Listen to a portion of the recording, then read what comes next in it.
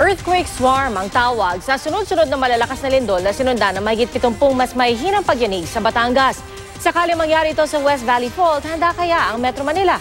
Yan ang tinutukan ni Jamie Santos. Biglang pinagsasara ang mga stall sa mall na ito sa Lipa, Batangas ng lumindol kahapon.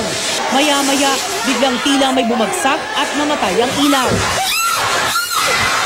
Ang kumukuha ng video, mabilis na tumakbo palabas kasamang iba pa.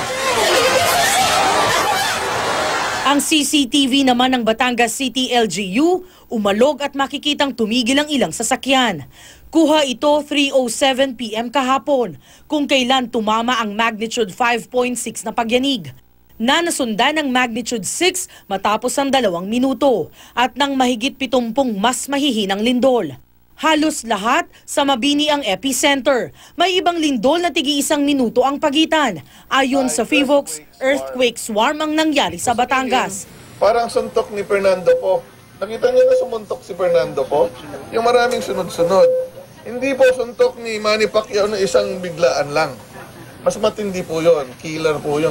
Normal lang daw ito dahil sa dahang-dahang pagkilos ng isang local fault sa lugar. Ang magkakasunod na lindol, wala ring dulot na tsunami.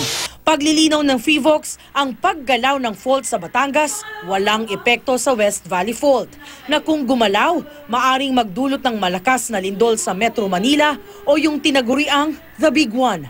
Pero kung magkaroon man ng sunod-sunod na malalakas na lindol sa Metro Manila, handa ba ang mga tao?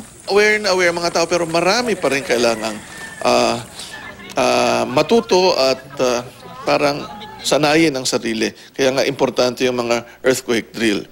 Pangalawa is, handa bang rumesponde ang mga tao, ang komunidad, ang local government, ang national government sa tulong ng private sector. Paalala ng ahensya, kapag may pagyanig, hindi dapat magpanik. Mag-drop, cover at hold, at lumayo sa mga bagay na pwedeng bumagsak at mabasag. Delikadong tumakbo o lumikas habang may pagyanig. Dapat ding handa at matibay ang mga istruktura. Ayon sa isang urban planner, napapanahong aralin at markahan kung nasaan eksakto ang mga fault line. Magkaroon na ng structural audit, architectural audit, and retrofitting. Lahat ng buildings na pwede mag-collapse. Markahan yung mga gusali na vulnerable. Siguro sabihan na yung mga may-ari na lumipat na o reconstruct their building. Jamie Santos, Nakatutok, 24 Oras.